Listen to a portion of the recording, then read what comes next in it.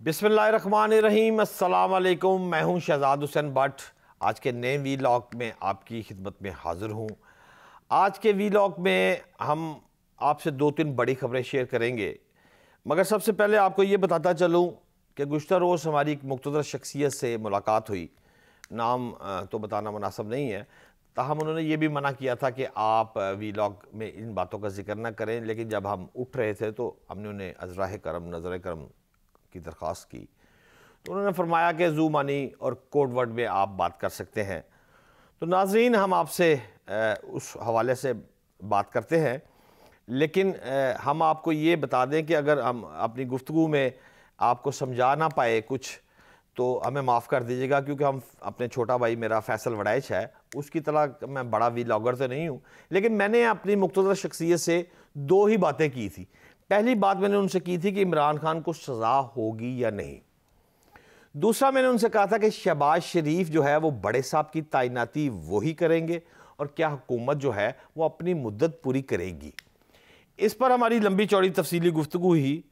तो मुझे याद आ रहा है कि कई साल पहले मैं अशरफ सीनियर कैम्ब्रिज स्कूल में पढ़ता था, और मुझे ये भी याद है कि 7वीं क्लास में मेरा एक बच्चे से कुछ झगड़ा भी हुआ था। तो उस वक़्त कश्मीरी पुत्र था ज़रा, और थोड़ा हाथ छुट था, मतलब ज़रा एग्रेसिव था ज़रा।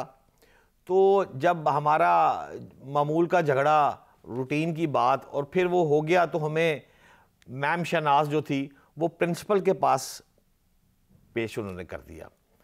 प्रिंसिपल ने हमें काफ़ी डांटा, और मेरी शर्ट के बटन टूटे हुए थे, तो दूसरे बच्चे की जो शर्ट थी वो फटी हुई थी। तो उन्होंने हमें डांटा और मैम शनाज को कहा कि इनको ले जाओ, इनको सज़ा दी जाए।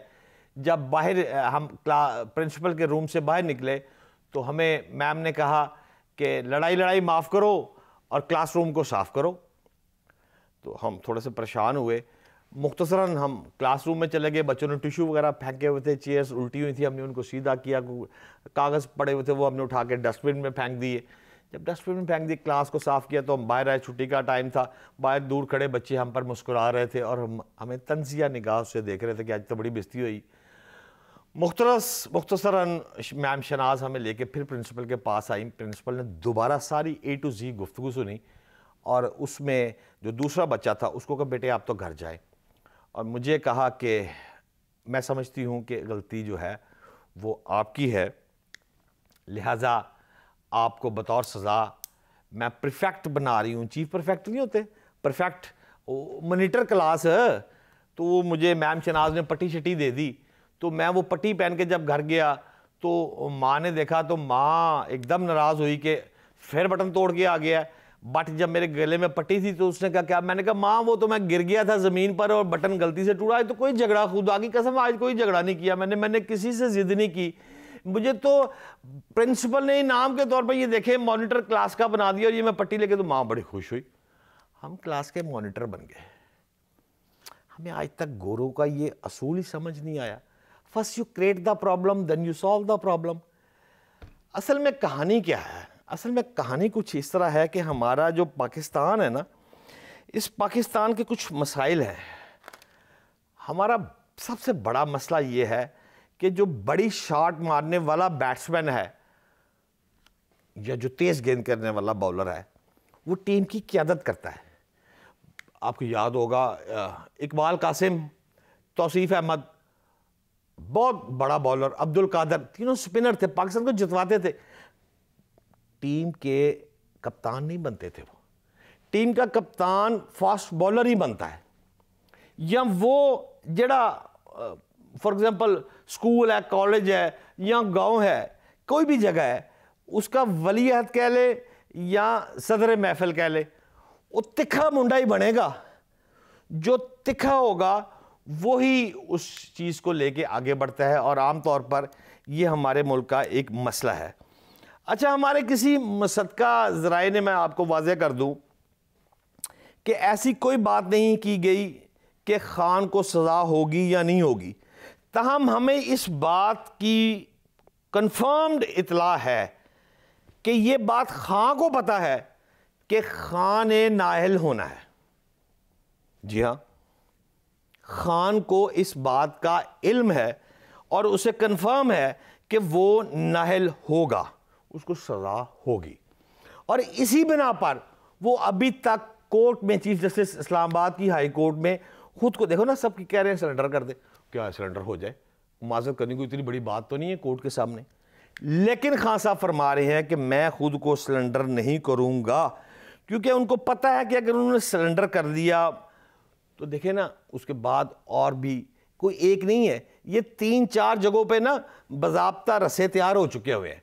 अच्छा, खान यहाँ से सरेंडर कर देता है, माजरत दे देता है, तो उसको ये भी पता है कि यहाँ से अगर सज़ा हो गई, नाहली हो गई, कुछ भी हो गया, उसको अपर कोर्ट जाना है। जब वो अपर कोर्ट जाएगा तो ऊपर कोर्ट कहेगी कि तू लोअर कोर्ट से जो माजरत के ये एप्लीकेशन दे के आया है, तो फिर अब मेरे पास किन बुनियाद पर आया है, तेरे पास ग्राउंड्स क्या है।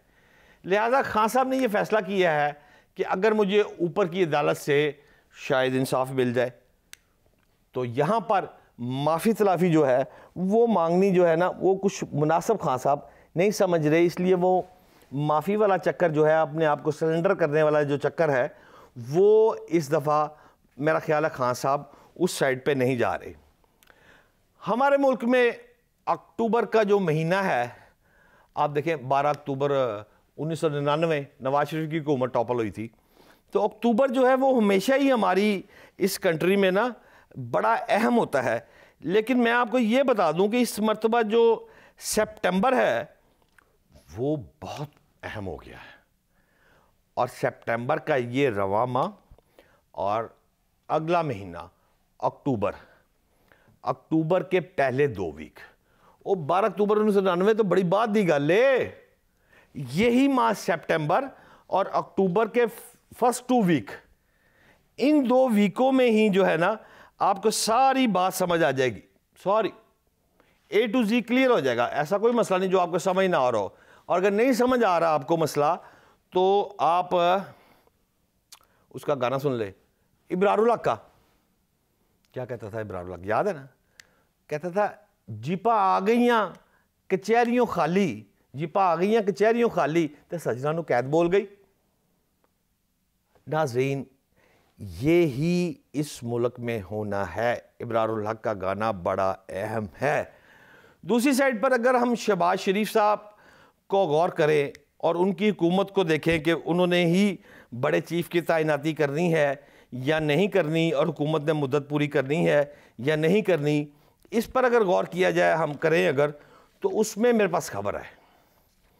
खबर ये है उसमें कि मियां मोहम्मद नवाज शरीफ जो लंदन में बैठे हुए हैं, उन्होंने वाज़िया तौर पर अपने छोटे भाई और प्राइम मिनिस्टर ऑफ पाकिस्तान मियां मोहम्मद शहबाज शरीफ को ये वाज़िया पैगाम भिजवा दिया है कि मुल्क की डूबती हुई जो मैशियत थी ना, उसको आपने पाँव पर खड़ा कर दिया। शाबाश है भी शाबाश। अपने दोस्तों को भी राज़ी कर लिया, शाबाश है भी शाबाश। लेकिन एक बात याद रखें मोहम्मद शहबाज शरीफ साहब, कि इमरान खान की मुमकिना जो गिरफ्तारी है, उस गिरफ्तारी के वक़्त आप प्राइम मिनिस्टर ऑफ पाकिस्तान नहीं होंगे।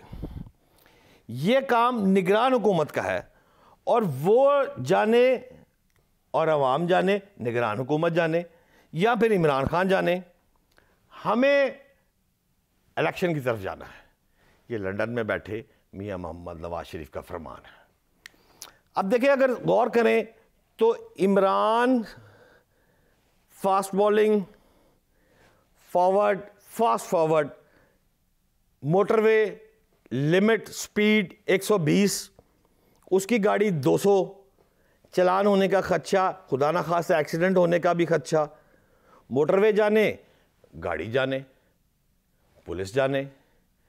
लेकिन इसके साथ साथ ये बात तय है कि अगर इमरान खान पाबंद सलासिल हुए तो फिर उसके साथ साथ शहबाज शरीफ भी इस मुल्क में प्राइम मिनिस्टर ऑफ पाकिस्तान नहीं होंगे, चाहे मर्जी से या किसी के कहने पर। लेकिन ये हतमी फैसला है। ये दोनों साथ साथ चीज़ें चल रही हैं। अगर दोनों चीज़ें होंगी तो फिर कल को ये इलेक्शन की तरफ कंट्री जाएगी, और इलेक्शन की तरफ जब कंट्री जाएगी तो फिर मियाँ मोहम्मद नवाज शरीफ की वतन वापसी भी 100% होगी। और इन हालात में जब मियाँ मोहम्मद नवाज शरीफ और इमरान खान कैंपेन पे निकलेंगे तो फिर देखा जाएगा कि क्या होता है, किसका घोड़ा आगे होता है या किसका घोड़ा पीछे होता है। इसके साथ साथ आप इस बात को भी याद रखिएगा कि हो सकता है ईरान वाला हाल कि अगर कोई सी बड़े आदमी की गिरफ्तारी होती है, इमाम ख़मीनी का इनकलाब, तो इमाम ख़मीनी साहब का भी तो इनकलाब आया था, लोग जोक दर जोक सड़कों पे थे। और जब इतनी बड़ी तादाद सड़कों पर आ जाती है ना, तो फिर हमारी पाक फ़ौज और हमारी पुलिस जो है वो कभी भी लाठियाँ गोलियाँ अपनी आवाम पे नहीं चलाया करती। आवाम का जो हजूम है उसको देखना पड़ता है, आवाम की बात ही फाइनल होती है। लिहाजा आने वाला वक्त साबित करेगा कि इस माह में या अगले माह के 2 वीक में ऊँट किस करवट बैठता है। अगले वीलॉग में हम आपको मज़ीद गुफ्तगू सुनाएंगे। आज के वीलॉग के लिए इतना ही काफ़ी। पाकिस्तान जिंदाबाद।